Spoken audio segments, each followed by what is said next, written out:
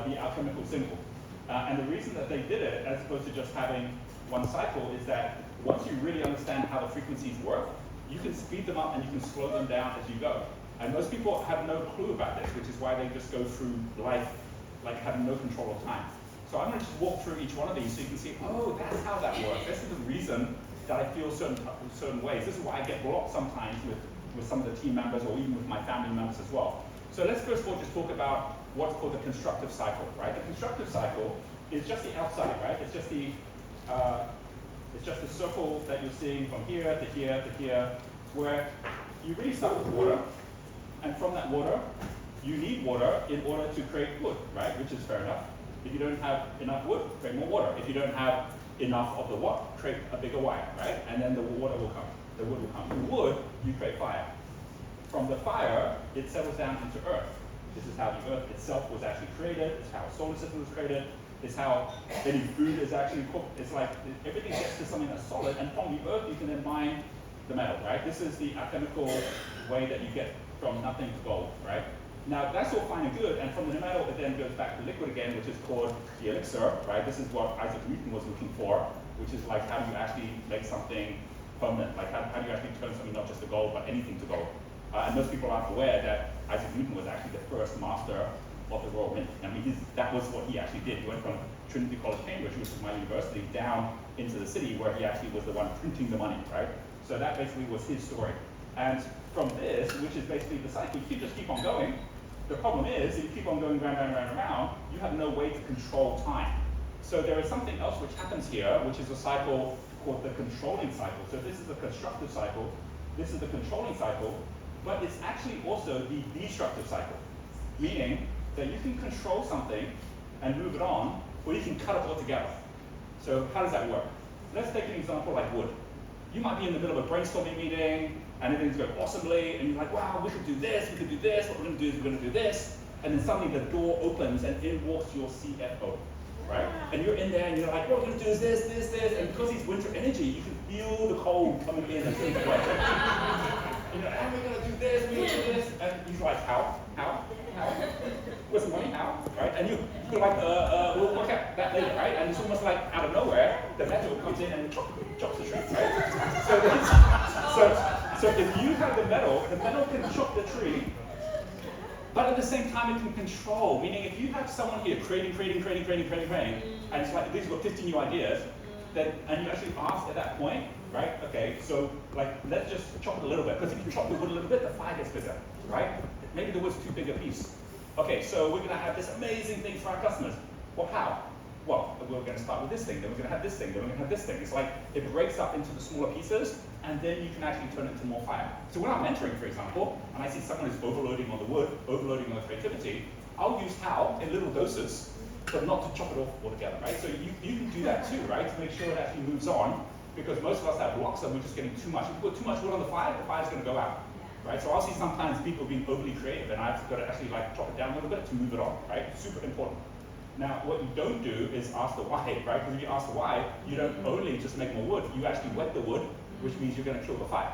So in the same way, that metal will end up controlling wood and chopping it, it also will end up making sure that it can move on. And in the same way, if you go from wood to fire, someone's like, okay, who are we going to meet? We're going to meet this person, we're going to meet this person, we're going to meet this person. It's like, why? Why are we meeting all those people, right? The water can put out the fire altogether, same thing, right? And then that person's like, oh, okay, why am I even bothering, right? Versus, oh, we just meet these 10 people. Why did we meet them? Oh, because these 5 are the ones who can be your partners. This person here is the one who can be our customer. This person can be part of the team. You're actually you're dampening the water enough that it turns into earth, right? So again, same thing. You can actually control the fire with water. This is what I was saying the other day with the Crystal Circle conference, that when you're teenage kids, usually what happens, because we're on the opposite, we counter our kids. So when our kids are in good energy in their first 7, 14 years, then we're down here being the Mother Earth, right? We're kind of nurturing that. The moment they actually go here to the fire energy, and they become teenagers, most of us go straight here to the rule book, right? It's like, nope, you cannot do this. Well, guess what? Fire melts metal, which means they're going to beat you every time, right? When we actually were working at Green School, we said, okay, when we work with the teenagers, we're not going to work with them to get the rules, we're going to work with them to get the purpose, right? Because the water will then control that fire, and will actually give it the direction of where it goes to settle down into earth, right? So this basically allows you, again, same thing, to to be able to control that fire and move it along by asking questions. So why did you need that person? Oh, for this reason. Okay, so when are you going to do something about that? And it moves into the when. Similarly, if you're in the when, which is the earth, if you actually want to break up the earth, the easiest way is with wood. You actually use the roots to break up the earth that's there.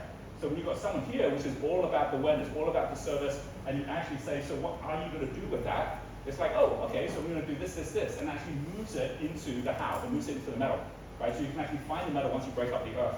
Similarly, the metal, like I said, fire, so this actually goes this way, the fire will melt the metal, which turns it back into liquid form, back into the Y, but at the same time, the fire can end up basically evaporating that metal, so it's disappearing altogether. So understanding it as well, if you've got someone here stuck in the how, it's like, okay, it's like this all needs to be done. Okay, so who's going to do that? Oh, okay, right, so this person will do this person will do this. It takes that person out of that detail and moves them forward as well. And eventually you get to the water, where if you're in the water and you're not adding any earth to the water, you can't grow the wood. You know, there's people here in Bali, as a good example, they came here because they wanted to be part of spirit. Right? And so they're basically like, you know, I'm in my why, right? And it's like, okay, so when are you going to do something, right? You know, I'm changing the world just by meditating. It's like, well, when are you actually going to do something? It's like, okay, I'll go do this, right? And then go to the what? Where suddenly something shows up out of it, right? Otherwise, they're just swimming in the water the whole time, and nothing ever ends up happening. So being really aware that you have an ability to speed up or slow down time as you go through this, and understanding that at any point, if there's a blockage in a team, blockage in a conversation with a customer, you can always move it from one area to the other. The other thing, which is super important today as well, is where you move someone also makes all the difference to what kind of environment they're in. Even if you take it online, if you go to Facebook, Facebook is fire energy, it's conversation, like we're in the Bali. If you're in that conversation, can you imagine being at a cocktail party, and at the cocktail party someone comes up and says, hey, do you have insurance? Yeah, I do. Well, my insurance probably is a better price than the other insurance you have. Can I just walk it through with you? You're like, I'm at a cocktail party, stop trying to sell me something. Right? So when you're in the conversation, this is not where you actually end up selling at all. It's where you get connected. And so if you actually look at what Amazon does, Amazon will have an ad on Facebook which says, hey, we've got this really interesting book you might be interested in. What do? They move you to Amazon, which is where the transactions happen. So now you're sitting looking at a book and you're seeing all the reviews and you're like, hey, I might actually buy this thing. But it's because you're over here now. When we run our events, we'll never sell on stage. We'll always say, hey, if they're interested, come meet us over there, and we'll go sit with them over there, and we change the energy from fire to earth. I won't even stand up. I'll just sit on the chair, right? We just settle everything down. Okay, so why are you here, right? Like, well, it's the reason you're sitting here. And people will choose to buy. They don't have to be sold. But then when they're ready to pay, we get them up again, and we move them. If you go to a retail store, where you're making the decision to buy is different from where you're actually paying. And it's usually a different person taking the payment.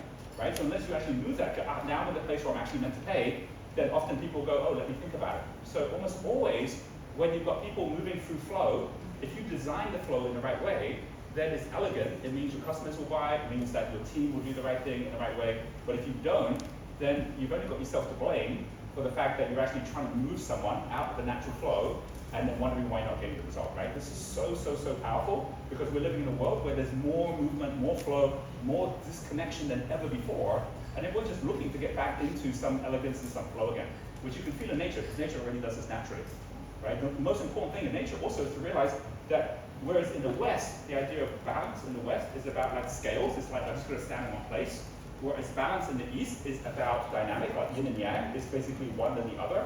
If you're on a bicycle, you don't balance the bicycle by standing in one place. You actually balance the bicycle by being in imbalance, which is like, you know, left foot, right foot. So if you're in a place where it's like, oh, I've got to get balance before I can get into flow, it's like, no, it's the other way around. You've got to get into flow to get balance, right? And once you go, oh, okay, like I'm going to get clarity before I can actually get into flow. No, if you've got a muddy river, the way to get it clear is to put flow through it, and then it clears up. So you don't get clarity and then flow, you get flow and then clarity, right? Clarity comes from the flow, as we were saying yesterday. So there's quite a lot that I just packed into that, but the fundamental piece to it is that flow comes in 5 different frequencies. And this is how all the flow has been tracked over thousands of years, and we were never taught this in school, right? So just take a moment and just share with the person next to you what distinction came up just about the fact that all of this is hidden in plain sight, and then you can start like using this by just understanding and learning it more, just like the notes in music.